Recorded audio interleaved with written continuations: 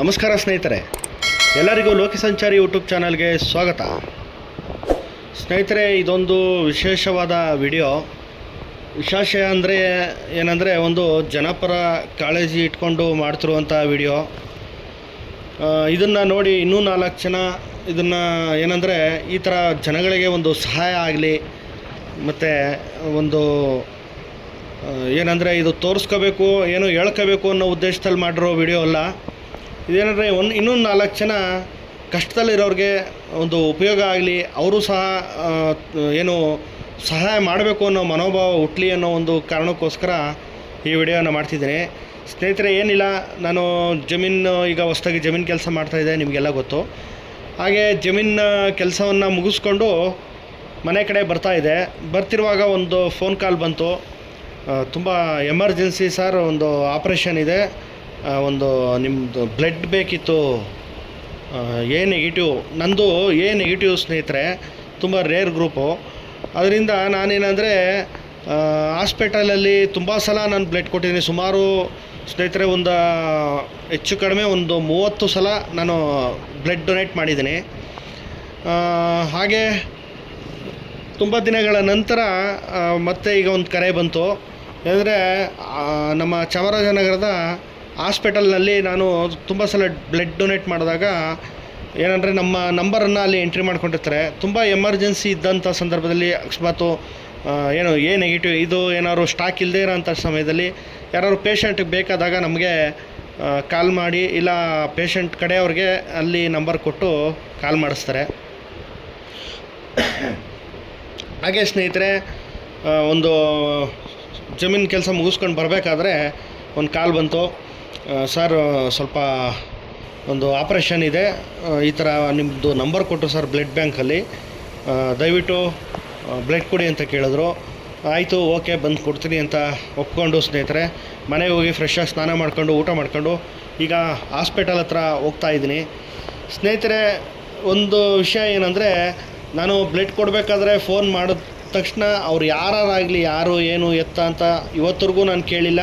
ಸುಮಾರು ಒಂದು 30 ಜನಕ್ಕೆ ಬ್ಲಡ್ ಕೊಟ್ಟಿದ್ದೀನಿ. ಇವತ್ತರೆಗೂ ನಾನು ಅದು ಯಾವ ಜಾತಿ, ಯಾವ ಧರ್ಮ, ಮಗದೊಂದು ಅಂತ ಇವತ್ತರೆಗೂ ನೋಡ್ದೇ ನಾನು ಬ್ಲಡ್ ಕೊಟ್ಟಿದ್ದೀನಿ.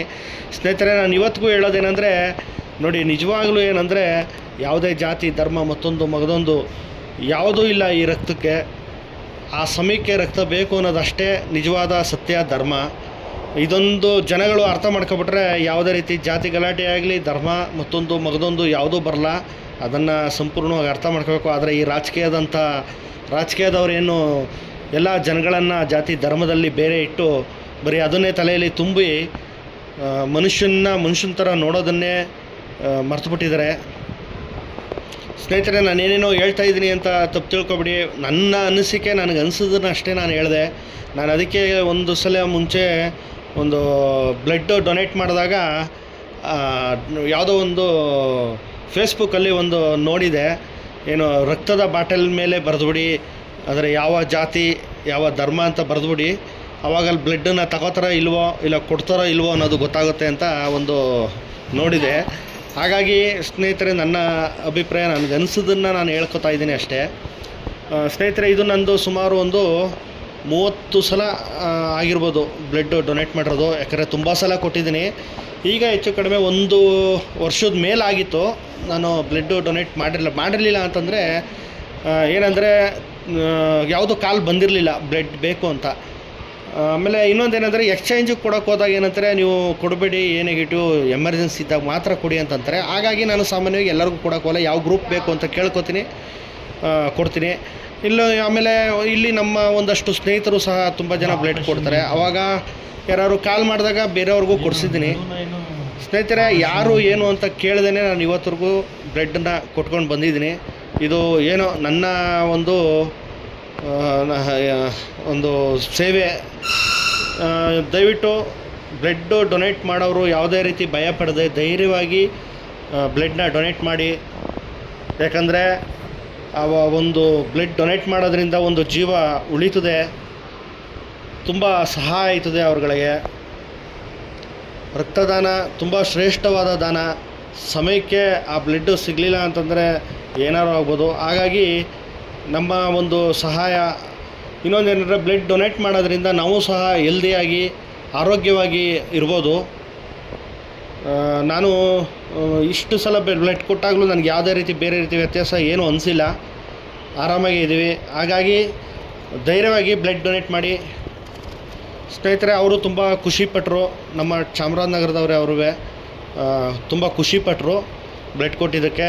ಅದಕ್ಕೆ ಅವರು ಹಣ್ಣು ತೊಗೊಬಂದು ಕೊಡ್ತೀವಿ ಹಾಗೆ ಹೀಗೆ ಅಂದರು. ನನಗೇನು ಬೇಡ, ಅದನ್ನೇ ಪೇಷಂಟ್ ಕೊಡಿ, ನೀವು ಸಹ ಬೇರೆಯವ್ರಿಗೆ ಬ್ಲಡ್ ಡೊನೇಟ್ ಮಾಡಿ ಅಂತ ಅಂದ್ಬಿಟ್ಟು ಅವ್ರಿಗೂ ಹೇಳ್ಬಿಟ್ಟು ಬಂದೆ. ಹಾಗೆ ನಮ್ಮ ಚಾಮರಾಜನಗರದಿಂದ ಏನು ಈ ಹಾಸ್ಪಿಟ್ಲಿದೆ, ಎಡಬೆಟ್ಟದ ಹತ್ರ ಇರುವಂಥ ಈ ಹಾಸ್ಪಿಟ್ಲು, ಇಲ್ಲೇ ಪಕ್ಕದಲ್ಲೇ ಎಡಬೆಟ್ಟ ಮಹದೇಶ್ವರ ಸ್ವಾಮಿ ದೇವಸ್ಥಾನ ಇದೆ ಬೆಟ್ಟದಲ್ಲಿ. ಹಾಗೆ ಇಲ್ಲಿ ತನಕ ಬಂದವಲ್ಲ, ಹಾಸ್ಪಿಟ್ಲಿಗೆ ಬಂದು ಬ್ಲಡ್ ಕೊಟ್ಟನಲ್ಲ, ಹಾಗೆ ಸುಮ್ಮನೆ ಬೆಟ್ಟ ಸುತ್ತಾಡ್ಕೊಂಡು ಹೋಗೋಣ ಅಂತ ಅಂದ್ಬಿಟ್ಟು ನೋಡಿ, ಈಗ ಎಡಬೆಟ್ಟ ಮಹದೇಶ್ವರ ಸ್ವಾಮಿ ದೇವಸ್ಥಾನ ಇದೆ. ಇದನ್ನು ಸಹ ಹಿಂದೆ ನಾನು ವಿಡಿಯೋ ಮಾಡಿ ಹಾಕಿದ್ದೀನಿ, ಈ ಸ್ಥಳದ ಮಹಿಮೆ ಬಗ್ಗೆ ವಿಡಿಯೋ ಮಾಡಿ ತೋರಿಸಿದ್ದೀನಿ. ಹಾಗೆ ಇಲ್ಲೇ ಪಕ್ಕದಲ್ಲೇ ದೇವಸ್ಥಾನದ ಹತ್ರ ಬಂದನಲ್ಲ, ಇಲ್ಲಿ ದೇವಸ್ಥಾನದ ಹತ್ರ ಹೋಗಿದ್ದು ಬರೋಣ ಅಂತ ಅಂದ್ಬಿಟ್ಟು ನೋಡಿ ಸ್ನೇಹಿತರೆ ಬಂದೆ. ನೋಡಿ ಇದೆ ಎಡಬೆಟ್ಟ ಮಹದೇಶ್ವರ ಸ್ವಾಮಿ ದೇವಸ್ಥಾನ. ಈ ಬೆಟ್ಟದ ಕೆಳಗಡೆನೇ ಮೆಡಿಕಲ್ ಕಾಲೇಜು ಮತ್ತು ಆಸ್ಪತ್ರೆ ಇರೋದು, ಸರ್ಕಾರಿ ಆಸ್ಪತ್ರೆ. ಸ್ನೇಹಿತರೆ, ನನ್ನ ಯೂಟ್ಯೂಬ್ ಚಾನಲನ್ನು ಎಲ್ಲರೂ ಸಬ್ಸ್ಕ್ರೈಬ್ ಮಾಡಿ, ನಾವು ಹಾಕೋ ವಿಡಿಯೋನ ಪೂರ್ತಿ ನೋಡಿ ಸಪೋರ್ಟ್ ಮಾಡಿ. ನೋಡಿ, ಈ ದೇವಸ್ಥಾನದ ಪೂರ್ತಿ ಮಾಹಿತಿ ನನ್ನ ಯೂಟ್ಯೂಬ್ ಚಾನಲ್ಲಿದೆ, ಎಡಬೆಟ್ಟ ಮಹದೇಶ್ವರ ಸ್ವಾಮಿ ದೇವಸ್ಥಾನ ಅಂತ. ನೋಡಿ, ಅದನ್ನು ಪೂರ್ತಿ ನೋಡಿ ವಿಡಿಯೋನ.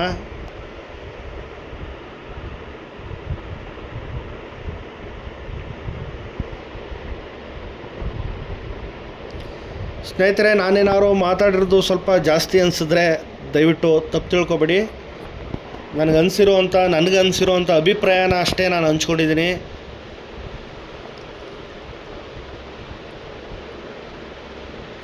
ಸ್ನೇಹಿತರೆ, ನಮ್ಮ ಚಾನಲ್ ಯಾರ್ಯಾರು ಸಬ್ಸ್ಕ್ರೈಬ್ ಆಗಿಲ್ಲ ದಯವಿಟ್ಟು ಸಬ್ಸ್ಕ್ರೈಬ್ ಆಗಿ, ನಾವು ಹಾಕೋ ವಿಡಿಯೋನ ಪೂರ್ತಿ ನೋಡಿ ಸಪೋರ್ಟ್ ಮಾಡಿ. ನಿಮ್ಮ ಬೆಂಬಲ ಇದ್ದರೆ ಇನ್ನೊಂದಷ್ಟು ವಿಡಿಯೋ ಮಾಡೋದಕ್ಕೆ ನಮಗೂ ಸಹ ಖುಷಿಯಾಗುತ್ತೆ. ಸ್ನೇಹಿತರೆ, ನಿಮಗೆ ಈ ವಿಡಿಯೋ ಬಗ್ಗೆ ಏನು ಅನ್ನಿಸ್ತು ಅನ್ನೋದನ್ನು ಕಮೆಂಟ್ ಮೂಲಕ ತಿಳಿಸಿ. ನಿಮ್ಮ ಅಭಿಪ್ರಾಯ ಏನು ಅನ್ನೋದನ್ನು ಕಮೆಂಟ್ ಮೂಲಕ ತಿಳಿಸಿ. ಈ ವಿಡಿಯೋ ಇಷ್ಟ ಆಗಿದರೆ ಲೈಕ್ ಮಾಡಿ, ಶೇರ್ ಮಾಡಿ, ಕಮೆಂಟ್ ಮಾಡಿ. ನಮ್ಮ ಚಾನಲ್ ಯಾರು ಸಬ್ಸ್ಕ್ರೈಬ್ ಆಗಿಲ್ಲ ದಯವಿಟ್ಟು ಸಬ್ಸ್ಕ್ರೈಬ್ ಆಗಿ ಸ್ನೇಹಿತರೆ. ಧನ್ಯವಾದಗಳು. ಮುಂದಿನ ವಿಡಿಯೋದೊಂದಿಗೆ ಸಿಗೋಣ.